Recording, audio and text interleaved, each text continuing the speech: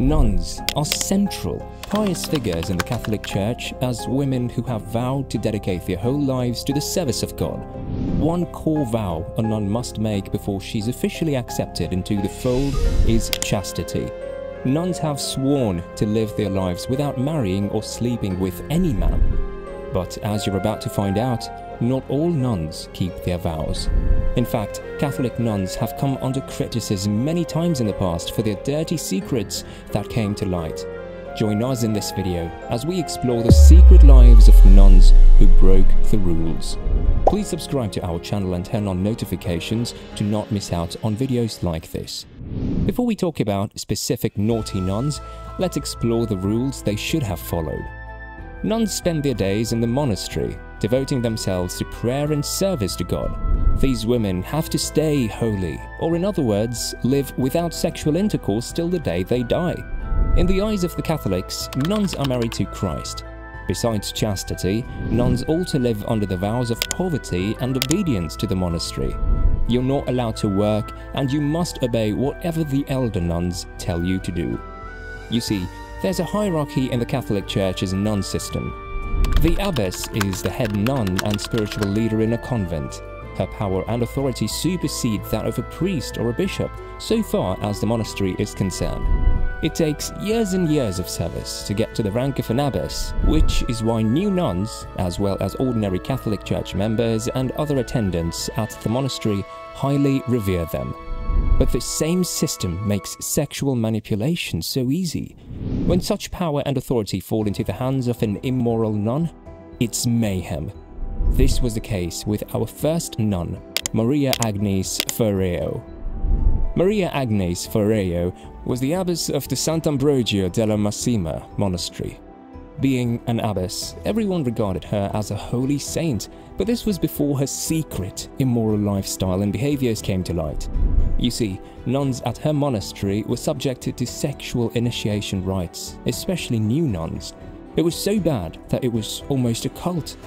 Agnes Ferreo was known to order other nuns to worship her as though she were an idol. If you know much about the Catholic Church, you'd agree priests and abbesses get a high deal of honor from other church members. Agnes Ferreo herself had served as a spiritual advisor to Pope Leo XII and deserved such high honor, but she took things too far. Coming to sexually immoral acts, Ferreo was found guilty of sleeping with a confessor at the monastery. But it didn't end there. She also had three-way sexual intercourse with a confessor and another nun. When Ferreo became pregnant, she had an abortion. This happened twice. She was convicted of false sanctity in the year 1816. But Maria Agnes wasn't the only one with a secret immoral lifestyle in the convent. Some other nuns, too, were involved, one of which was Maria Luisa. It's Maria Luisa who did the worst sexual malpractices after Maria Ferreo handed over the baton to her. Maria Luisa was the mistress of novices at the Sant'Ambrogio monastery, meaning she was the one training new nuns. This nun took advantage of her position to enforce sexual malpractices in her convent. The confession of one nun is stated as follows. Maria Luisa asked me to lie in a certain position with my legs raised while she entwined herself with me. She also instructed me to position myself so I could receive her bodily fluids into me. This was a total case of initiation into lesbianism to an unsuspecting novice nun. According to the witness, Maria Luisa claimed that her bodily fluids contained divine blessings and had the power to cure illnesses. This was just one of the many nuns Maria Luisa was sleeping with inside the monastery, and no one knows how often she did so. But guess what? Maria Luisa's sexual crimes weren't just committed with the other nuns. It was also done with one of the confessors at the monastery. The two would usually meet up at night and fulfill their desires of the flesh. When suspicions began to grow, they came up with false claims that they were meeting strictly for religious reasons.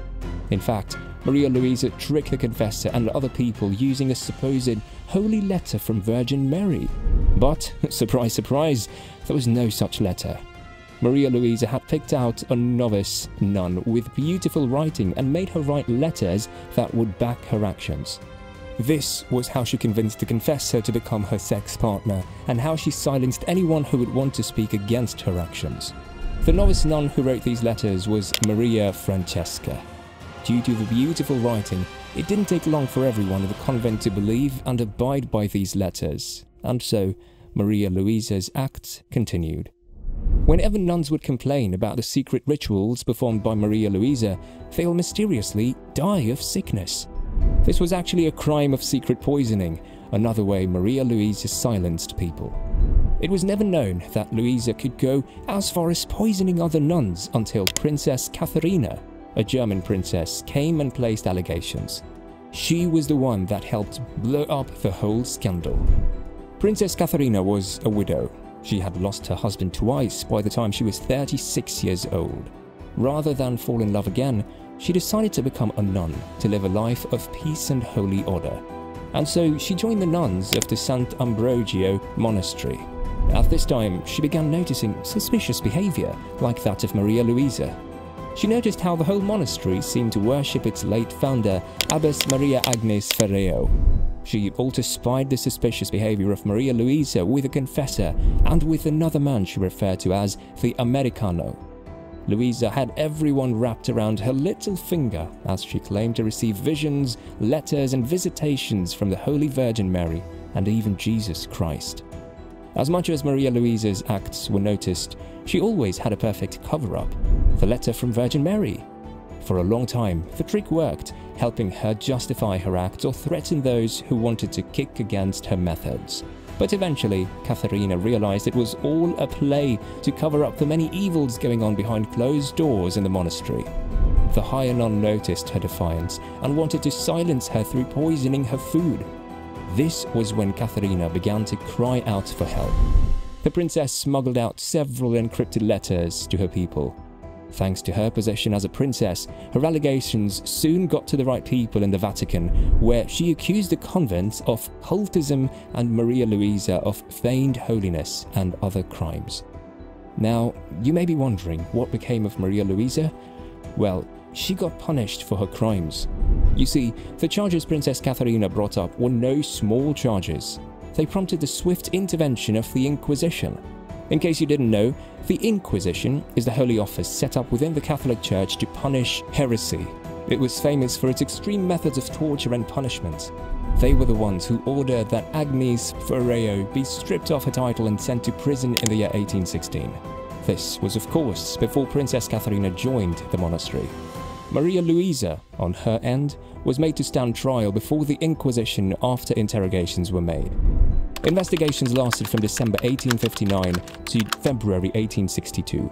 So many truths came out, like the French kissing with the priest and confessor, lesbian initiation rites, fraud and impersonation.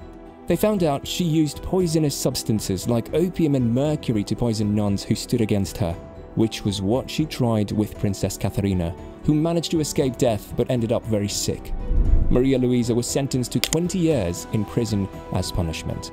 Now, you may be wondering why these nuns were so bad. Well, as we said earlier, it's the nuns' system of hierarchy. These nuns were probably introduced to these immoral lifestyles by a higher nun or priest. In the case of Maria Luisa, she openly confessed during her trial that the reason why she shared her bodily fluids with novice nuns during intercourse was that it was the same thing that was done to her by the abbess when she was a novice.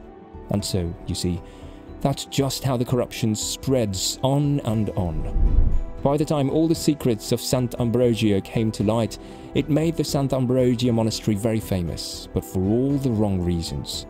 Even to this day, these women are notorious for their misdeeds. What do you think? Are all nuns having secret affairs, or is it just a few sinful ones dishonoring their vows and the Catholic Church? Let us know what you think about these in the comments section. Don't forget to like and subscribe to this channel as you leave.